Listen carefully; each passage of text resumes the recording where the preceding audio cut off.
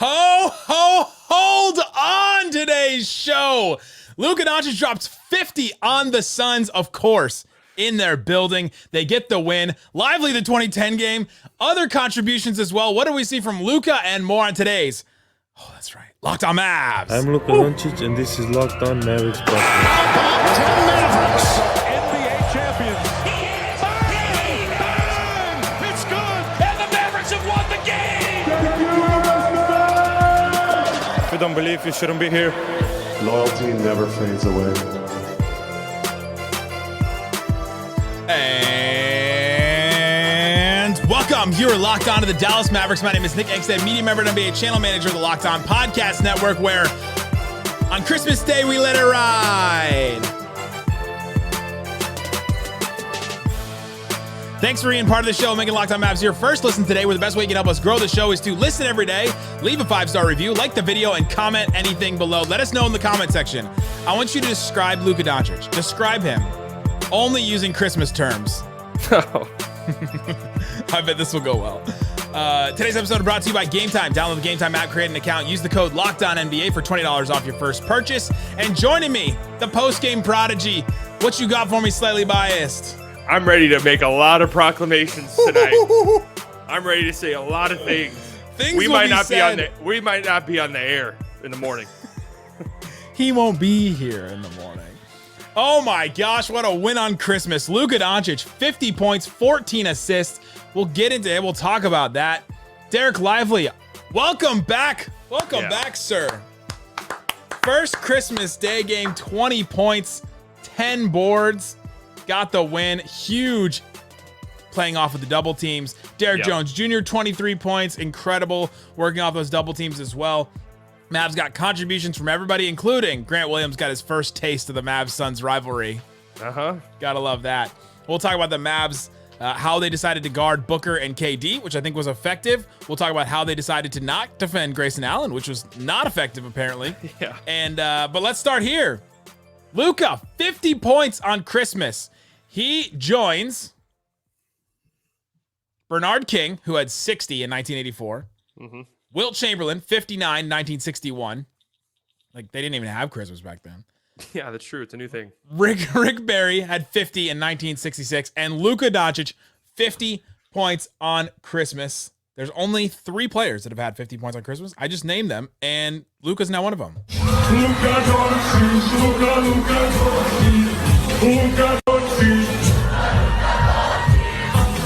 It's been a while since I broke that one out.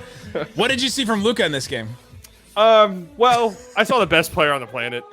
I mean, just full stop. I'm ready to go there at this point. It's funny because I've been unfairly, and I've defended myself many a times, declared a Luka hater in the past, which I just always thought was ridiculous because he's my favorite player in the world, obviously. I tweeted this out yesterday, and some people didn't quite get what I was saying. He's at a whole nother level this year. And statistically, Agreed. He's setting career highs in some things. Like, you look at the stats and you can see his three-point shooting, which we're at a point in the season now where it's like, oh, this is just who he might be from here on out as a three-point shooter, which is second best three-point shooter in the NBA. The second best three-point shooter behind Steph, which is saying a lot because that's the greatest shooter of all time, Steph Curry. Yeah. So being just behind him is crazy. But you watch these games and there's just nothing. There is not a single thing in the world that phases him anymore.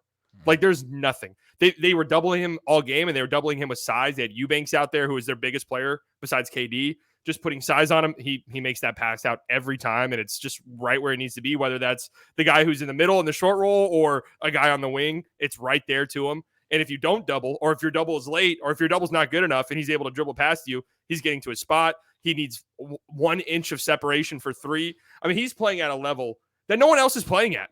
No one else. I watch a lot of basketball. I know a lot of guys are doing things. I know Embiid is grifting his way to 35 points a night every single game. I'm sorry. There's no one doing what Luka is doing. He's pulling this team out of the mud every single game. He's figuring out what he needs to do to win. He is in just such control of the game. And the things that used to, I wouldn't say slow Luka down, because really nothing has slowed Luka down throughout his career. He's about to be 5-time first-team All-NBA in 6 years. But the things that was preventing Luka from taking this step that he has now taken, which is to play him, get frustrated. I mentioned this in my stream. There was a 2-game back-to-back last year. I think it was in October or November against the Wizards and the Magic, when both those teams were terrible. And the Mavs lost both, and Luka looked terrible in both. Like the body language was awful. He played himself out of the games, and the team suffered because of it. That doesn't happen anymore. He's just in complete control. His only enemy was himself, and it feels like he's gone past that point now, where he's not taken out of games anymore. There's just nothing you can do. If you're checking into the Mavericks for the first time right now, welcome. You're seeing Luka's all-time career season right now. I mean, he's hit another level this season. He is on another plane. He was top 5 last year when we thought he was on a lower plane of existence. He has reached inside himself and unlocked another chakra that I didn't think that he could unlock before. And this is the difference between this year and last year and the years past. The Mavericks have pushed the pace a little bit more. I think that's helped him so much. They talked about it a little on the broadcast, but that's been a huge emphasis since beginning of training camp, preseason, regular season, all the way to now. The Mavs have pushed the pace just a little bit more where you kick it ahead, and Luka doesn't have to walk the ball up every single possession and try and grind out a possession and try to make it work. I mean, that is grueling on the body. And so he's able to play more minutes because of that. He also has brought in a personal trainer. He's brought in a nutritionist. He's brought in an athletic development coach just for him.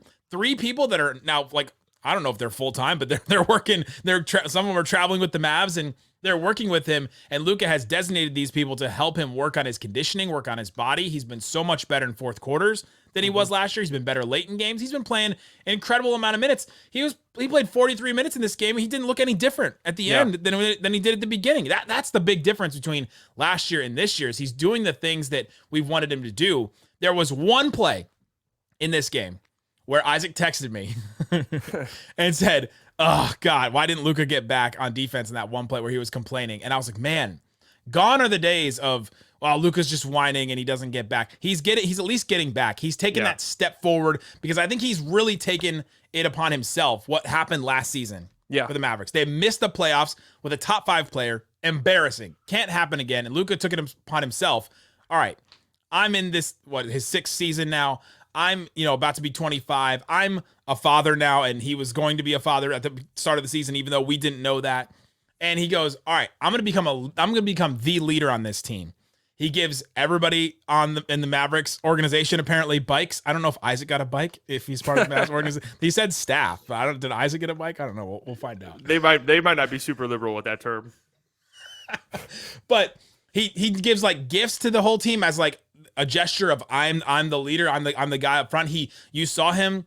Grayson Allen hit a couple of threes when he got left wide open, not necessarily when the Mavericks intended him to be. Yeah. And Jaden Hardy was supposed to be on him, and you saw Luka go to Jaden Hardy as they were going back to the bench. Hey, we've got to keep up with this. You've got to keep up with some of the switches and stuff. And we can go on and on about this guy because he has just taken this next step this season. And man, you think he's the best in the NBA right now? I don't think anyone is playing better than him. I really don't. I watch a lot of basketball. Jokic has been in a bit of a rut. He's still incredible. But Jokic has been he's not pushing either. Right, exactly. Right? The Nuggets feel like they've reached a point where LeBron teams have reached in the past where it's we know who we are. We don't need to be doing all this in the regular season. Embiid is fantastic. I don't want to take anything away from him. Giannis is fantastic. Luka, what he does, the attention he draws, how he plays out of that. I mean, his teammates are straight up playing 4-on-3 basketball the vast majority of every single game.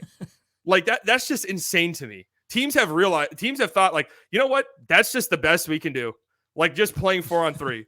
And even then he's still dropping 50 points and goes on a stretch. What was it? How many games in a row of 30 plus points? Was it 13? Is that what he got to? 12 or 13? And then I'm bored by it now because one game that he breaks, he scores 29. This is just insane. And you mentioned how he's a top 5 player, obviously. He's been voted a top 5 player in 4 of his 5 seasons in the NBA up until this point. But the step he has taken this year is going from that top 5 perennial MVP candidate into, this is who we've said could be an all-time great level player. Not just an all, a Hall of Famer and all of this, but a legit legend of the game. That's where we're at. I don't care. I don't care that he's young and he hasn't won anything. I don't care. That's what I'm watching every night. What am I watching every night? He's won some things in Phoenix. We can say that. He does not like that building. He does not like those fans. He does not care. Maybe he actually really does like it. He's like a sicko who's just yeah. You know what I thought was funny? When Booker and him were exchanging pleasantries kind of through the media, I was like, oh, this feud is over, I think. Because Luka is just Luka seems such, honestly, yeah, because Luka seems such a nice guy that it's I don't know. I feel like I'll hear that, like, oh, me and Book are cool. The thing about Luka is it was never like bad blood in the sense that he hated Booker as a person. He's just he's not like that, right? Like he's just not a guy that would take that as like a vendetta. The thing is though, he'll remember the Luka special for the rest of his life and take that frustration out on that franchise and those fans that first of all didn't draft him. Then they have the Luka special thing. That's the 2021 playoffs where the Mavs were playing against the Suns. Suns were the number 1 seeded 64-win team. Devin Booker gets fouled on a play and flops and falls down and lays on the ground and goes, "That's the Luka special. That's the Luka." And then what did the Mavs do? They beat them the next 2 games, and in Game 7 they destroyed them and blew them out. And I think that Luka will always hold that against this franchise, and he'll always come back and have games like this. Coming up, let's talk about how the Mavericks treated those double teams, because I think the Mavericks have mastered these double teams at this point, like this specific version of the Mavericks, because they have a bunch of options out of it. We saw it come up in every single iteration of this game. We'll talk about that and more coming up. Today's episode brought to you by eBay Motors. eBay Motors has you covered with all kinds of parts that can fit your car perfectly. They know that your parts have to fit your car exactly right.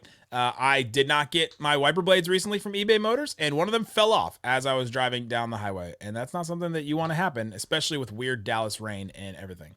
But eBay Motors has teamed up with Locked On Fantasy Basketball host Josh Lloyd to bring you some of the best fantasy picks each week, all season long. So the eBay Guaranteed Fit Fantasy Picks of the Week, he gave me 5 players. This is one of the players. Dante Exum. That's right. Josh Lloyd says, Jason Kidd said that when healthy, the Mavs are still planning on starting Exum. His shooting will regress, but that role is enticing.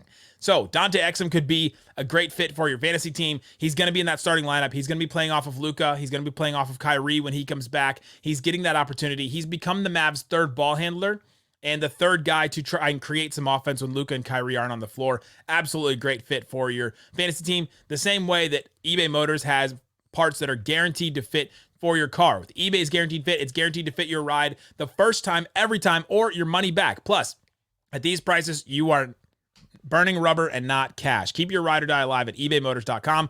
eBay Guaranteed Fit only available to U.S. customers. Eligible items only. Exclusions, they do apply. Hit play, mate. Sorry. Thanks, everybody, for hanging out with us on Locked On Mavs on Christmas. If you want to support the show, subscribe to our subtext. Click the link in the description. Text the number that I'm throwing up on the screen right here, or text the number in the description. I will do film reviews. I do notes during games. I respond to questions. I do mailbags, all kinds of stuff. If you want extra content like that, subscribe. It gets a text straight to your phone. Appreciate everybody for doing that. And yeah, thanks for being part of the Raccoon Squad. The Raccoon Squad is somebody that listens every day. And if you're somebody that listens every day to this show, you've heard Slightly and I talk about the Mavericks dealing with double teams. Luka has dealt with more double teams than any player in the NBA. By like a giant margin, like huge. It is massive. It's Luka 1, and then it's like Cade Cunningham 2. And like double. Luka's like double. It's a very wide margin. And so the Mavericks now, this new iteration of the Mavericks with Dante Exum, Dereck Lively, Grant Williams, Derrick Jones Jr. Like these are all new guys that haven't been on the Mavs before. So this is just a new iteration of the Mavericks. I think they've now mastered. They've got it down. We're 30 games in. They've mastered these double teams where they just have so many options. Here are the options. It just depends on who's on the court, but you can either get Exum to come over and to get the ball and to attack. You get Lively who set the screen, could go into the free throw line and get the ball and either dunk or kick out or just stay there while Luka gets available in some other way. You got Derrick Jones Jr. that can do some stuff out of that where they were passing to him and he was driving off the weak side and getting and attacking. Like they've just got so many options out of it where it felt like in the past iterations of the Mavericks just didn't have anything. It was like somebody come get the ball so that Luka can get it back again. I think it starts with having a legit 7-foot presence in the middle that disrupts everything. Because honestly, we saw this with when Lively comes up and sets a screen. Okay, that's a nice opportunity for us to trap this pick and roll because we can have size on Luka. Problem is Luka, like I said earlier, is just going to pass out of that every time. It does not matter. Like a size on a double team will affect 99.9% of players in the NBA. It doesn't matter at all to Luka because he's seen it a trillion times. And then Lively in the middle. First 2 baskets of this game for the Mavericks. Lively gets the ball in the short roll. Booker on him, finishes right over him like he's not even there. Then the next time KD on him, finishes like he's not even there because KD really wasn't there at all tonight. I mean, he looked pathetic tonight. I mean, I'm sorry. Like Kevin Durant that was horrible. I don't know what's going on there. I mean, there were some Woj reports. Anyways, this isn't Locked On Suns. I'm sure they're having a great time. Brendan, I apologize for the night you're gonna have right now. And if you should we do? Is it time? Should we wait till the playoffs or? Yeah, no, it's time. Go listen to Locked On Suns. Go leave a comment on Locked On Suns video today after nothing too malicious. Game. Yeah, let's be nice and cordial like we were during the playoff run, but just do go Mavs or something like that. Yeah. Just head over there. Brendan always appreciates it. It boosts his numbers and we'll take it. He's had like some of his best videos ever when he plays the Mavericks. That is pretty funny. But yeah, like Lively being that, like he has been the answer. It's wild how different the Mavericks look when they don't have Lively and when they do have Lively. If you're just checking in with the Mavs, he's been out with an ankle injury. He's been out like 5 games. And you can tell they're just a different team. And when he comes back, he can set a screen. And sometimes him and Luka can run the pick and roll. And sometimes they throw the double team on Luka. And then he has to stand in the free throw line and either get the ball. He's, very recently started to take one dribble and dunk or layup or finish around guys. And that's something that, we don't even see. Like Rudy Gobert has probably never done that in his career. Yeah. But Lively's already doing this as a rookie. And he's doing basically everything except for like turning around and taking the jumper out of that spot. Yeah. His passes have always been very good out of that. And he is definitely one of the reasons why I think the Mavericks have mastered these doubles on Luka already. Yeah. And then like you mentioned, the Derrick Jones Jr.'s, I got to give a huge shout out to him because his 3 ball was not falling. And that was, you could tell that's what the Suns were doing. Like, okay, Derrick Jones Jr. shoots a 3, whatever. Like he finished 3 of 8, which is fine, but that third quarter, it was like they were doing both teams are doing the exact same thing. Like, okay, the Mavs are going to help off of Grayson Allen. Grayson Allen's going to get a bunch of shots, and then the Suns are going to help off of Derrick Jones Jr. And Derrick Jones Jr. went 2 of 6, and Grayson Allen went 5 of 7, and that was the difference in the quarter. Yeah, that was it was literally the same thing. Although I will say, like, it makes sense. Derrick Jones Jr. has been great from 3 this year, but I think if you're a team and you're having to figure out, all right, what do we do defensively here? You take a 8-year career, however long Derrick Jones Jr. has been in the league. You take that sample size over a 2-month sample size. Where Grayson Allen's been a pretty good shooter his whole career. So that was a little bit frustrating to see a guy who's like 42% from 3 this year shoot wide open 3 after wide open 3 after wide open 3. But fortunately, the Mavericks still pull out the win. But Derrick Jones Jr., despite the fact that he was missing 3s, fourth quarter, I mean, he just put the ball on the deck and got to the rim and finished almost every time. I mean, I'm so impressed with his finishing and his driving. Just they call him airplane mode. He's won a slam dunk contest. He's like he has hops. He can get up, and so he uses that. Putback. He uses that, and his first half he had 3 made shots, and they were all dunks. Like an alley oop. He had a crazy putback. Like they're violent. He puts it up there, and he uses this like his leaping ability on his layups. We don't see a lot of players do that. I don't think the ones that are these high flyers. They usually just have the vertical, but instead he uses it as like an explosive. Like jump to the rim. And so he had one in the fourth quarter where he thought he got fouled by KD, but he just finished over the top of him. And KD's 7 feet tall. Yeah. He didn't even contest really. No, I don't know what's going on there. Just that. Yeah, that was wild to me. But this is the reason why Dereck Lively had a great game. Derrick Jones Jr. had a great game. They're playing off of Luka, and it's just, you got to love it. You got to love the way that the Mavericks are taking advantage of this. And Jason Kidd has said, and I agree with him, that their best defense is their offense. And you look at the quarters where they had good offense, 36 points in the first, and the Suns only scored 24, 37 points in the fourth, the Suns only scored 22. Like, it really is. If the Mavs have efficient offense and they don't, like, cough it up, they don't take wild threes, they don't, with long rebounds that can lead to fast break stuff, the Mavs get destroyed in the fast break on defense. Yeah. And when they do good things on offense, their defense can get set, and it is so much better. Well, it also just puts a ton of pressure when you have a guy like Luka Doncic, where it's like, he's inevitable at this point in time in his career. He's just inevitable. He's going to go off. You already know that. And I thought I had the gauntlet, but I don't have a gauntlet. Yeah. I have a Thor hammer. I have a Thor hammer, but I don't have a gauntlet. All he has to do is snap his fingers and it's go time. I mean, that puts a lot of pressure on other teams. It's like in baseball when you have like an ace on the mound, then that puts extra pressure on the other team's pitcher because they have to be almost perfect to win the game because the other guy's going to be great. That's how Luka is kind of. And then once he starts going off and it's just, you just feel it. Like the energy just gets sucked out of everyone on the other team and in the crowd. It's like, oh, especially in Phoenix, it's like, here we go. He makes his first shot. It's like, oh. Don't look now. I think they gave Luka another assist. He's up to 15 on ESPN. He's got 15 now. He had 14 at the end of the game. They gave him another one. Can he finish? Can they give him another point? Is that possible? 50 and 15 with 7 stocks. I promise you that's never happened. I'm willing to go to Basketball Reference right now. I guarantee that is Oh never yeah, happened. he had 4 steals and 3 blocks too. That Dude. I mean, he was reading every pass that the Suns were making. It's like he knows this. He knows Booker, and like the Suns have completely changed even since the Mavs played them in the playoffs 2 years ago. But he knows like every pass that they're gonna make. It seems they have new owner syndrome. I mean, that's just what it is. That nothing they've done has made sense. But that's why like we have gotten. You just made me wonder if the Mavs are gonna have new owner syndrome.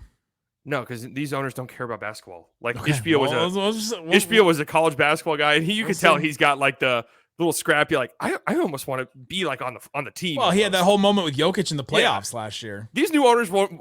These new owners might not go to a game, guys. You might not even know who they are. Like they might pass you on the street, and you might not know who they are. They'll show up to a Stars game and be like, "Oh, this is interesting." Yeah, you might win a courtside ticket through your company or something and sit next to them the whole time. You never even know. They're listening right now. Locked On Mavs no longer allowed to go to Dallas Mavericks games. They're actually like diehard fans. Like, oh man, I knew Tim was shooting 40% from the wing this year. They fact check us. Coming up, let's talk about the Mavs role players. What did Grant Williams do in the third quarter that was leaning into the rivalry a little bit? What do we see from other guys as well? We'll talk about that and more coming up. Today's episode brought to you by Game Time. Game Time. It's a ticket site, GameTime.co, an app where you can go and get tickets. You can get last-minute tickets. You can get all that kind of stuff. You find the view from your seat and all that kind of stuff. However, I used Game Time. I'm going today on Tuesday night. I'm going to go see Les Mis at Fair Park, and I got my tickets on Game Time. It doesn't have to just be sports on this. You can go and check out all kinds of other stuff. Concerts. They've got I saw tickets for Rock for $23, and I was like, oh my God, I can go see Chris Rock for $23. Tony Rock. I don't know who that is, but maybe I should. You can get all kinds of different stuff like that on Game Time, so go check it out. And when you use the promo code LOCKEDONNBA, go create an account, redeem the code LOCKEDONNBA, you get $20 off your first purchase. Again, terms apply. Create an account, redeem the code LOCKEDONNBA for $20 off your first purchase. Download Game Time today. Last minute tickets, lowest prices guaranteed. Shut it down! Let's go home! All right, Slightly. Mavs get the win on Christmas Day, 128-114. We talked about Luka, 50 and 15. Can I chime in? This is only, I'm sure this has been tweeted out already, but this is only the second 50 and 15 game ever. Only the second one ever? Yeah, only Harden's done it. Oh my gosh. Unless I put something in wrong, which I don't think I did. And Harden had 0 steals and 0 blocks in that game. Luka is 24, guys. I just want to tell you. Just insane. Guys and gals, Luka is 24. He also hit 10,000 points in this game, which is another milestone. He hit 10,000 points for his career in the regular season, and that's just a crazy number at this point. The only players he's only the 6th player to reach 10,000 before turning 25. The other players, LeBron James, the aforementioned Kevin Durant, Kobe Bryant, Carmelo Anthony, and Tracy McGrady. The only players to hit 10,000 career points before turning 25. Pretty good company. Man, T-Mac was a monster. He was very good and very good very early. And he didn't go to high school, or he didn't go to college, which he did go to high school. He didn't go to college, which is helpful in that stat. But yeah, just Luka doing everything in this game. We talked about the double teams, talked about how Luka was playing off of them. The fact that he was double teamed on every possession, still scored 50 is wild. I mean, he's just a nasty boy. And then he just, when he's hitting threes, there's nothing. And then 12 of 12 from the free throw line. When you said that, it made me think of those island boys that were trending on TikTok for a while. I mean, he's just a nasty boy. That's just what I think of when I see him. It's just like, this guy is just nasty. What did you think about what did you think about Grant? Let's do Grant Williams, and then we'll do the Grayson Allen thing. What did you think about Grant Williams coming off the bench? Yeah. Jason Kidd decides to bring him off the bench when they're not fully healthy. They get Dereck Lively back, but not fully healthy. And then Jason Kidd says that he'll continue to come off the bench, and the Kidd will start Exum and Derrick Jones Jr. when Kyrie is back, with Luka, Kyrie, Lively, Exum, and Derrick Jones Jr. being the new starting 5. Yeah, we talked about this our last episode, and I just didn't know if that would be the direction they went, just because, I don't know, like Grant Williams, they wanted him here, they went out and got him, but it was the right choice, right? Like, I think we both agree that that's the right choice. But then it made me think, okay, they bring in Grant Williams. They want him to be the vocal defensive leader. Are they going to lose him in the process of doing that, right? Like, and that's the thing that a coach has to weigh out that we just can't know. Like, I don't know. I've talked to Grant Williams a couple times. Like, I don't know exactly what makes him tick. Yeah. And apparently, like, his competitive juices flow when he's got something that motivates him. And I think that this, like, coming off the bench, I think will motivate him. Well, the most interesting thing to me was the rotations. Whenever he checked in, I thought it would be for Derrick Jones Jr. It was for Lively, and he was checking in to play the 5, which I thought was really interesting. So I wonder if they're using him off the bench to be sort of like a matchup. Let's see how the game feels in the first 5 or 6 minutes, and then if we want to go super small, we can take Lively out, or if we want to, maybe keep Lively out there and stay big, we can, sub in Grant for somebody else, whoever the case may be. Lively played 31 and a half minutes. Dwight Powell played like 7 minutes. And so there's basically like 9 minutes of small ball center time that we've been asking for, that we've been wanting to throw out there. And it's not like Eubanks is going to kill them, or the Suns don't really beat you on the inside anyway. No Nurkic tonight, so they were small. Yeah, Nurkic didn't play. Bradley Beal didn't play for the Suns.